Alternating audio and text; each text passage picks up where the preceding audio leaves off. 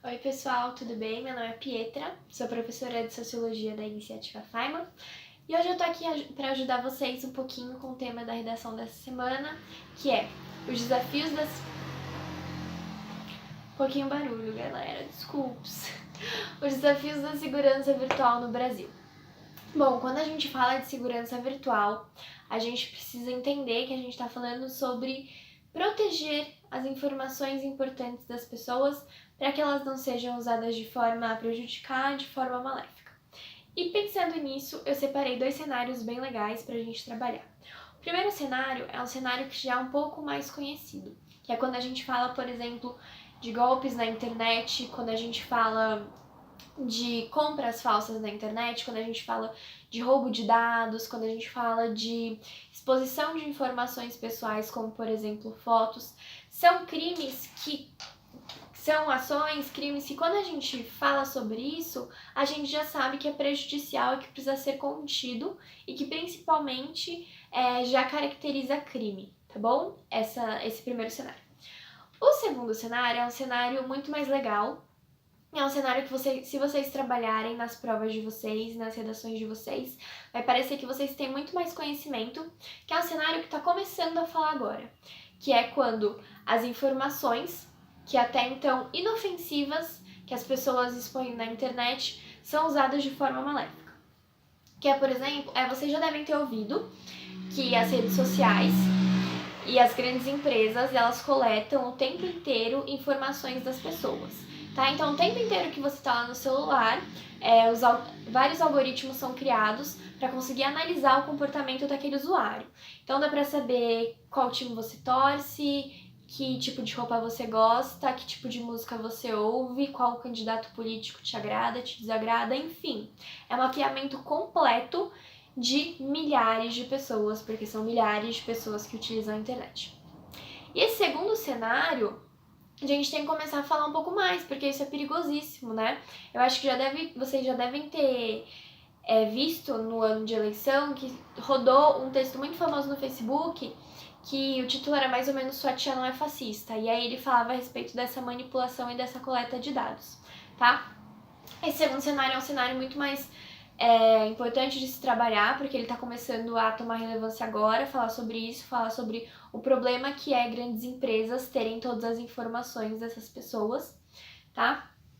E aí, pensando nesses dois cenários, eu separei duas ajudinhas para vocês, tá bom? Pessoal, a ideia aqui é ser um pouquinho mais rápido para o vídeo não ficar cansativo, mas eu espero que vocês estejam entendendo a proposta de argumentação que eu tô trazendo aqui para vocês, tá bom? E aí, para ajudar um pouco mais nisso, eu trouxe dois conteúdos que vocês podem consumir, que vai ajudar muito vocês a enriquecer mais a redação e a mostrar que vocês são sabidos. Vamos lá. O primeiro é um livro, que é um livro muito legal, se chama 10 argumentos para você deletar agora as suas redes sociais. Pode parecer um título bem radical, né? Mas é um livro super curto, é um livro com uma leitura super tranquila e é um livro principalmente que tem muita informação e ele fala sobre o cenário número 2 que eu contei pra vocês.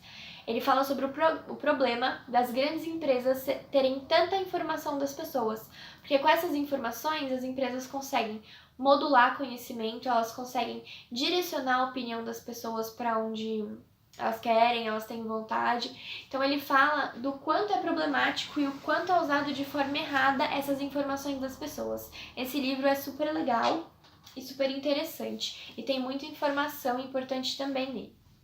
A segunda indicação é uma série do coração, minha série favorita no mundo, que é Black Mirror, e especificamente o episódio Manda Quem Pode.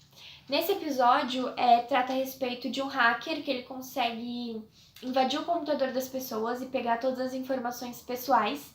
E a partir dessas informações, ele começa a chantagear as pessoas e obrigar com que elas façam exatamente o que ele quer. Então esse episódio fala muito sobre até que ponto quem detém informações sobre você detém poder sobre você.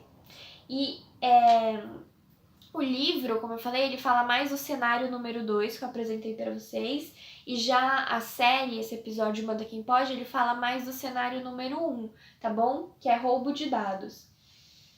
E aí, na proposta de intervenção, eu trouxe 2 diquinhas, que são 2 leis. A primeira lei é a Lei Carolina Dickmann, que fala mais do cenário número 1, também sobre o roubo de informações, sobre usar informações das pessoas de forma maléfica, enfim. E o segundo é a Lei Geral de Proteção de Dados, que fala mais sobre o cenário número 2, tá? Que é como proteger, na verdade, né? Essa lei precisa ser muito mais aprimorada e muito mais trabalhada, mas como proteger os dados das pessoas na internet. Lembrando que na proposta de intervenção vocês podem sugerir uma proposta de intervenção nova, ou vocês podem indicar o aprimoramento de leis já existentes como essas, tá bom? Pessoal, é isso. A ideia do vídeo era ser um pouquinho mais rápido, tá bom? Mas eu espero que vocês tenham entendido e que vocês tenham gostado. Um beijo e até a próxima!